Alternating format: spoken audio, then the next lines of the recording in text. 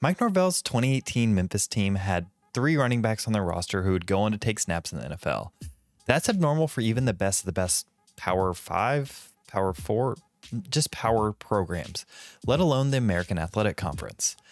Next to them was a quarterback in Brady White, who was really taking his first significant college snaps behind center. In today's day and age of the passing game being king, most coaches would bemoan the wealth of talent and arguably the least valuable position on the field. But Mike Norvell isn't most coaches. See, a lot of coaches run system-based offenses. Take Mike Leach's air raid. They were going to throw the ball. It didn't matter what personnel they had. The day they walked in the door, they were going to throw it. That meant when it came to recruiting, he had to find players that fit specific roles within that framework. Norvell's offense works a little bit differently. Instead of finding specific role players, his goal is to mold the playbook around the talent he already has. This is where the phrase offense built for playmakers comes from. The focus isn't on the system, but on the players within it. In my opinion, no offense of his fits this mindset better than the 2018 Memphis squad. The best players were their running backs, and so he had to get them on the field at all costs. If you look at their usage of 2-back sets over his 8 seasons as head coach, that season dwarfs the others at a whopping 54% of snaps. Compare that to his second highest at 19%, and you can get a feel for his year-by-year adjustments to personnel. There's a chance this year is similar. They'll have the do-it-all Alabama transfer Roydale Williams, the bruiser Keziah Holmes, the utility back Lawrence Toafili, the human joystick Jalen Lucas, the speedster Sam Singleton, the college-ready Cam Davis, and the track star Mekhi Danzy all at the disposal this fall. I don't know about you, but that's a lot of talent in one room for an offense that has a lot of new pieces and as such hasn't found its identity yet. If I were to guess, much like that 2018 Memphis team, we should be prepared to see a lot of 2-back sets this season. So I thought it would be good to go back through the film to see how Norvell utilizes those formations to their fullest.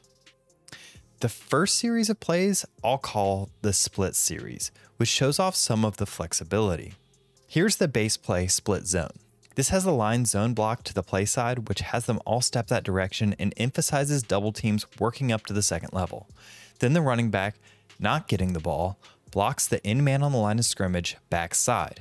These differing directions split the defense and often creates a cutback lane, which this linebacker has to be aware of. Once they can get him stepping hard towards the split action, they'll bluff that block and that back will release to the flats for an easy completion. They also tend to always have the backside screen open on these. If a slot defender or safety was cheating hard to give more number to the box, they would flip the ball outside for easy yardage. They can go one step further, opening up the downfield pass off of split play action, but they didn't do this often that season. However, there's a decent chance this is a place where DJ's arm strength can really open up this offense. If he can hit some of these downfield throws, it would slow the safeties from crashing hard down to the flats where the consistent money is made. Another way they could incorporate 2-backs is through motioning in or out of 2-back formations. We saw this a fair amount in the spring game. Probably the most common form of this is jet actions, utilizing jet sweep. Once they get the defense respecting the pre-snap flow, they've shown to be willing to run both inside zone and counter to the backside. They also motion a back out for either a flare screen to him, or much like the jet series, they'll motion out just to run counter back behind it. But really where their bread is buttered in these 2-back sets is outside zone. The linemen all aggressively flow front side, trying to beat their man to the outside, and the front side back leads the convoy to try to break their run to the perimeter. This was by far their most used play out of this formation, and it was their most successful. But something might stand out occasionally if you're paying attention. Here, I'll give you another angle to try and see it. See, every once in a while, the front side tackle, instead of zone blocking, down blocks on his man, and the guard pulls out in front of him. This variation has a few names. Some call it G-lead since the guard is leading the way. My co-host Coach AB calls it down since the blocking resembles a play called down in the wing T. But for Norvell's offense, it doesn't seem like a play in and of itself, but more an adjustment to their regular outside zone. So I went and found every instance of them running this play I had for that season and noticed that they had pulled a guard only against very specific looks. There are two criteria the play needs to meet for the guard to pull.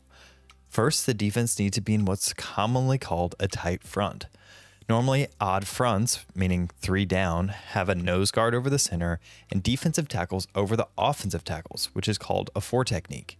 However, in an effort to stop the increasing prevalence of inside zone, teams started cheating that tackle in over the inside eye of the tackle. They call this a 4 inside or 4 eye technique.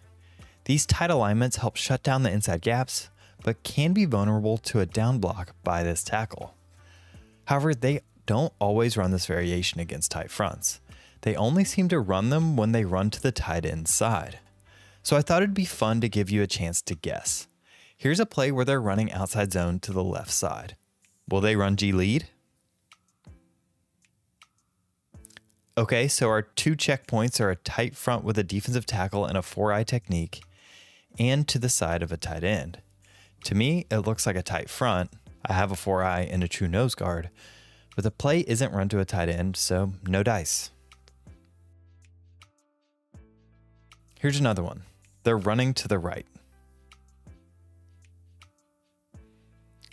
So I see both a tight end and a tight front, so my guess would be that they're pulling, and they are. All right, final one. The ball is going left. I see a tight end, but no tight front. No puller. Okay, so I found this little pattern, but when I started clicking through the next season's worth of games, I found this play against Ole Miss. Based on our rules, what do you think should happen if they're running to the left?